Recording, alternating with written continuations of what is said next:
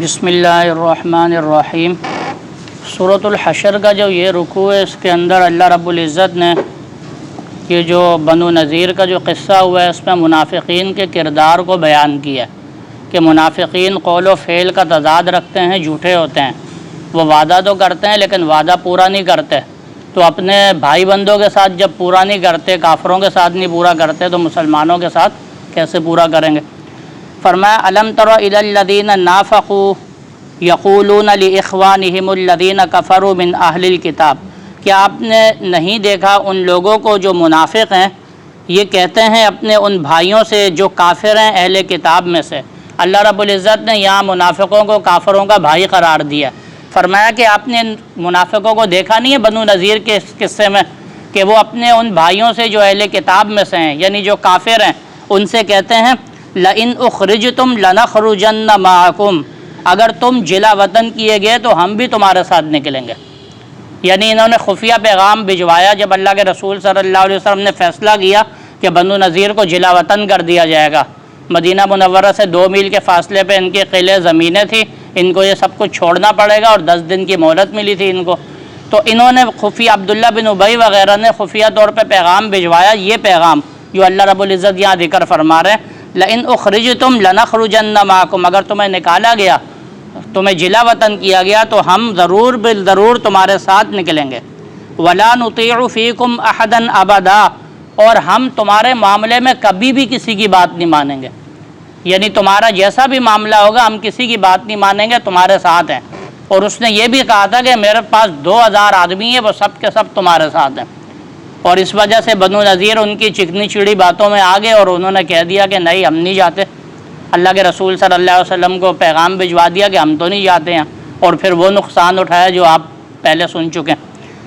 اللہ رب العزت فرما رہے ہیں، مزید کہنے لگے وَإِن قُوتِلْتُمْ لَنَنْصُرَنَّكُمْ، اگر تم سے جنگ کی گئی لَنَنْصُرَنَّكُمْ، تو ہم ضرور تمہاری مدد کریں گے۔ یعنی یہ کہا کہ اگر جنگ ہوئی تو ہمارے 2000 آدمی جو مسلح جنگجو ہیں وہ تمہارے ساتھ مل کے لڑیں گے، ہم تمہاری مدد کو آئیں گے۔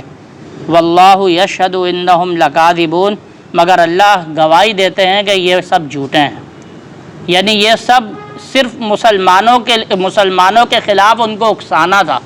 کہ یہ نہ جائیں بس، تاکہ یہ معاملہ طول پکڑے۔ اصل میں کوئی مدد نہیں کرنی تھی انہوں نے۔ تو اللہ تعالیٰ پہلے ہی فرما رہے ہیں کہ اللہ پاک اس بات کی گواہی دیتے ہیں انہم لکاذبون، یہ سب جھوٹے ہیں، اور واقعی یہ منافق ہوتے ہی جھوٹے ہیں۔ یہ نہ ادھر کے ہوتے ہیں اور نہ ہی ادھر کے ہوتے ہیں، جیسے پیچھے آیات گزر چکی ہیں۔ اور پھر آگے اللہ پاک یہ جو جھوٹا ان کو قرار دیا، یہ اجمالاً ذکر کیا، آگے تفصیلاً ان کا جھوٹ بتا رہے ہیں کہ کیا جھوٹے ہیں۔ فرمایا لئن اخرجوا لا یخرجون معهم، اگر وہ نکالے گئے تو یہ ان کے ساتھ بالکل نہیں نکلیں گے۔ ایسا نہیں ہے کہ وہ نکالے گئے یہ بھی گھر بار چھوڑ کے اونٹ تیار کر کے سب کچھ بھائی ہم بھی ساتھ ہی جا رہے ہیں، ایسا نہیں ہوگا۔ اللہ پاک فرمانا یہ ان کی جھوٹ کی تفصیلاً بیان کیا جا رہا ہے۔ وَلَئِن قُوتِلُوا لَا يَنْصُرُونَهُمْ، اگر ان سے جنگ کی گئی تو یہ ان کی کوئی مدد نہیں کریں گے، بالکل بھی مدد کو نہیں آئیں گے، کیونکہ انہوں نے تو مسلمانوں کے خلاف اکسانا تھا، وہ ہو گیا ان کا کام۔ اب ان کو کیا ضرورت پڑی ہے کہ وہ پھر ان کے ساتھ ہر چیز میں شریک ہوں اور پریشان ہوں۔ اور فرمایا وَلَئِن نَصَرُوهُمْ لَيُوَلُّنَّ الْأَدْبَارَ، اور اگر یہ ان کی مدد کریں گے تو ضرور بالضرور پیٹ پھیر کر بھاگ جائیں گے، کیونکہ ہوتا منافق سب سے زیادہ بزدل ہے۔ اب اگر وہ مدد کے لیے وہاں پہنچے بھی، جب لشکر کو آتا دیکھیں گے تو یہ خاموشی سے کھسک جائیں گے، پیٹ پھیر کے بھاگ جائیں گے، کوئی لڑائی نہیں کریں گے اس وقت بھی۔ ثم لا ينصرون، اور پھر ان بیچارے بنو نذیر والوں کو کہیں سے مدد نہیں ملے گی، کیونکہ ناصر خود بھاگ گئے، مدد کرنے والے سارے خود بھاگ گئے، تو پھر کہاں سے مدد ملے گی؟ کوئی مدد نہیں ملے گی، ان کو خود بھگتنا پڑے گا۔ یا ثم لا ينصرون کا یہ معنی بھی ہو سکتا ہے کہ ان منافقوں کی پھر مدد نہیں کی جائے گی، پھر وہ الگ پھنسیں گے، کیونکہ وہ سامنے آ جائیں گے، پتہ چل جائے گا کہ یہ ان کی مدد کو پہنچے تھے۔ آگے اللہ رب العزت فرما رہے ہیں یہ منافقوں کی ایک اہم بیماری، اس سے پتہ چلتا ہے کہ منافق کے دل کے اندر دنیا کی محبت ہوتی ہے، اللہ رب العزت کی کوئی چاہت، کوئی عزت، کوئی عظمت نہیں ہوتی۔ فرمایا لَأَنْتُمْ أَشَدُّ رَهْبَةً فِي صُدُورِهِم مِّنَ اللَّهِ، اے مسلمانوں تمہارا ڈر ان کے دلوں میں اللہ کے خوف سے بہت زیادہ ہے،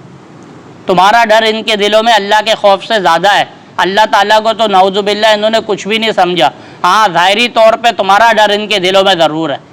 کہ کہیں ایسا نہ ہو کہ مسلمانوں کے سامنے ہم آ جائیں اور ان کو پتہ چل جائے، اور کہیں ایسا نہ ہو کہ وہ ہمارے ساتھ جنگ کرنے لگ جائیں، ہمیں نقصان پہنچا دے۔ ہر وقت تمہارا ڈر ان کو رہتا ہے، اللہ تعالیٰ کا کوئی خوف نہیں ہے، اللہ تعالیٰ کی کوئی عظمت ان کے دلوں میں نہیں ہے، نہ ہی اللہ تعالیٰ کی کوئی پہچان ہے ان کے دلوں میں۔ ذالک بانہم قوم لا یفقہون، اس وجہ سے کہ یہ ایسی قوم ہے جو سمجھ ہی نہیں رکھتی، اللہ کی معرفت ہی نہیں ہے ان کو۔ ظاہری طور پہ صرف ان کو ڈر ہوتا ہے مسلمانوں کا، کیونکہ ان میں وہ رہ رہے ہیں، ان میں ان کی حویلیاں ہیں، ان میں ان کے باغات ہیں، ان میں ان کا کاروبار ہے، سب کچھ ہے، اسی لیے ہر وقت ان کو یہ ڈر ہوتا ہے کہ کہیں ہمیں مسلمانوں کو پتہ نہ چل جائے اور ہم کہیں پکڑے نہ جائے۔ اللہ تعالیٰ کا کوئی خوف نہیں ہے۔ آگے پھر اللہ رب العزت نے فرمایا لا یقاتلونکم جمیعا، اللہ پاک فرما رہے ہیں کہ یہ سب کے سب تم سے اکٹھے ہو کر نہیں لڑ سکتے، الا فی قری محصنۃ، مگر یہ کہ بستیوں کے جو قلعے ہیں ان کے اندر سے، یعنی چھپ کے وار کرنا، منافق چھپ کے وار کرتا ہے، سامنے آ کے نہیں لڑیں گے بلکہ چھپ کے بستیوں کے قلعوں کے اندر، اور اسی طریقے سے دیوار کے پیچھے سے، اور اسی طریقے سے وہی سازشیں جو یہود نے کی تھی، اللہ کے رسول صلی اللہ علیہ وسلم کو دیوار کے سائے میں بٹھا دیا بنو نذیر والوں نے، اور اوپر سے وہ پتھر گرانے آیا تھا، اس قسم کی لڑائی کر سکتے ہیں۔ او من وراء جدر، یہاں مزید فرمایا یا تو دیواروں کے اوٹ سے، سامنے آ کے دو بدو مقابلہ نہیں کر سکتے۔ یہ منافق بھی یوں ہی ہیں اور ان کے کافر بھائی بھی یوں ہی ہیں، وہ بھی اس طریقے سے دیر تک ڈٹ کے نہیں لڑ سکتے۔ اسی لیے غالباً شاہ صاحب رحمۃ اللہ علیہ کا مقولہ تفسیر عثمانی میں موجود ہے، وہ فرماتے ہیں کہ یورپ والوں نے صرف مسلمانوں سے لڑنے کے لیے یہ عجیب عجیب ہتھیار تیار کیے ہیں، کیونکہ ان کو پتہ ہے کہ ہم ان سے دو بدو مقابلہ نہیں کر سکتے۔ شجاعت میں اور ایمان میں ظاہر سی بات ہے کہ اصل چیز تو لڑتی ہی یہی ہے، جذبہ ہوتا ہے، ایمان ہوتا ہے، ہم ایسا نہیں کر سکتے، لہذا انہوں نے آتشی ہتھیار ایجاد کیے۔ اور پھر انہوں نے یہ بات بھی لکھی کہ جب دو بدو جنگ ہوگی پھر آپ دیکھ لینا یہی منظر سامنے آئے گا، یہی دیوار کے پیچھے سے، یہی ادھر کونے سے ادھر سے، اس طریقے کی جنگ ہوگی۔ اور پھر فرمایا بأسہم بینہم شدید، ہاں ان کی آپس کی جب جنگ ہوتی ہے تو بڑی سخت ہوتی ہے، جب مسلمانوں کے مقابلے میں آتے ہیں تو پھر ان کی ہمتیں جواب دے جاتی ہیں، پھر سازشیں اور پھر اسی طریقے سے مختلف قسم کے داؤ پیج یہی کرتے ہیں یہ لوگ۔ ہاں بأسہم بینہم شدید، آپس میں جو ان کی جنگ ہے وہ بڑی سخت ہے۔ آپ دیکھیں نا جرمنی کی اور اس طرح یہ برطانیہ امریکہ کی آپس کی کیسی جنگیں تھیں، مسلمانوں کے مقابلے میں، افغانستان کے مقابلے میں آیا، پوری دنیا کے ملکوں کو ملا لیا، پھر بھی نہیں کہہ رہے سارے مجھے پورا یعنی فوج بھی دو، اسلحہ بھی دو اور ساتھ میں ہی پیسہ بھی دو، ساروں کو ملا کے پھر آ رہے ہیں، اس میں بھی اترے نہیں ہے نیچے، اوپر سے ہی بمباری ہو رہی۔ تو دو بدو جنگ میں یہ اس طریقے سے نہیں، ہاں آپس کی ان کی جنگیں بہت سخت ہیں۔ تحسبهم جميعا وقلوبهم شتى،